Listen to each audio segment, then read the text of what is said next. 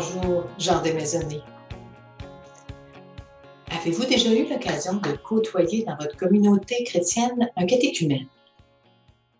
Une personne adulte qui chemine vers le baptême?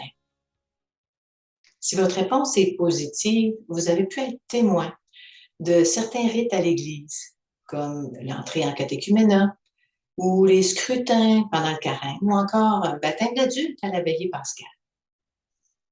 Saviez-vous qu'une personne adulte embarque vers le baptême change d'appellation selon l'étape où elle est rendue? Au tout début, on l'appelle sympathisante. Puis elle devient candidate au baptême. Après son entrée en catéchuménat, c'est une catéchumène. Lors de la célébration de l'appel décisif, c'est une appelée. Et finalement, après son baptême, comme c'est une nouvelle pousse de chrétien, on l'appelle néophyte. On ne naît pas chrétien, on le devient. C'est pas de moi, c'est de Monsieur Tertullien. Ça veut dire que ça prend l'implication de toute une communauté chrétienne pour mener une personne adulte au baptême. Mais ça prend particulièrement un accompagnement personnalisé. Vous vous dites peut-être, qui peut faire ça? Comment faire ça? On va prendre quelques minutes pour regarder comment Jésus fait ça, lui, l'accompagnement personnalisé. À partir du récit des disciples d'Emmaüs, qu'on retrouve en Luc, au chapitre 24, les versets 13 à 36. Je vous invite donc à mettre cette capsule vidéo sur pause pour aller lire le récit et à me revenir par la suite. Bonne lecture.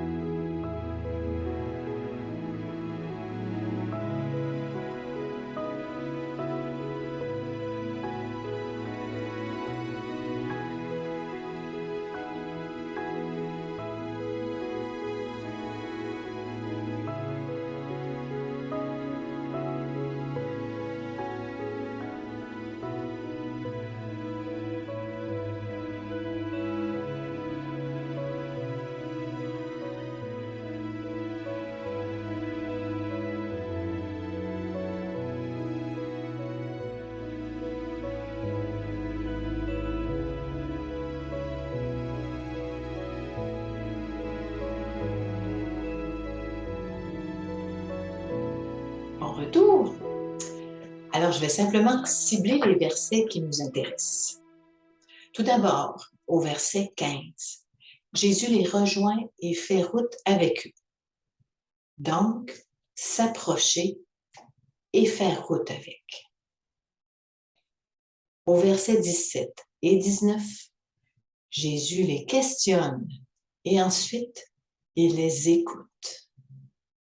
Il leur donne l'occasion de s'exprimer. Au verset 27, et en rappel au verset 32, on nous dit que Jésus ouvre les Écritures. C'est le partage de la parole après avoir écouté leurs préoccupations. Plus loin, au verset 29, Jésus entre pour rester avec eux. Il se laisse accueillir et prend du temps avec eux. Finalement, au verset 30, dans le repas partagé, on reconnaît la célébration au terme de ce parcours qui s'achève au verset 31 avec la disparition de Jésus après la fraction du pain. Il quitte, mais en laissant derrière lui 2 adultes dans la foi qui sont prêts à partager à leur tour la bonne nouvelle. Donc, si je récapitule, ce sont 7 attitudes pour accompagner que je découvre en regardant Jésus dans ce récit. Rejoindre et faire route avec, questionner et écouter, ouvrir la parole de Dieu, se laisser accueillir et prendre du temps avec, célébrer et finalement disparaître pour rendre adulte. Personnellement, en regardant les années derrière moi, je peux dire que cheminer avec des catéchumènes, c'est un privilège. Et ça a fait grandir ma foi. Alors, la question que je vous laisse à la fin de cette capsule, c'est celle-ci. Comment les attitudes de Jésus, comme maître accompagnateur, peuvent m'inspirer? Et qui sait, me donner le goût d'accompagner moi aussi une personne catéchumène? Bon partage!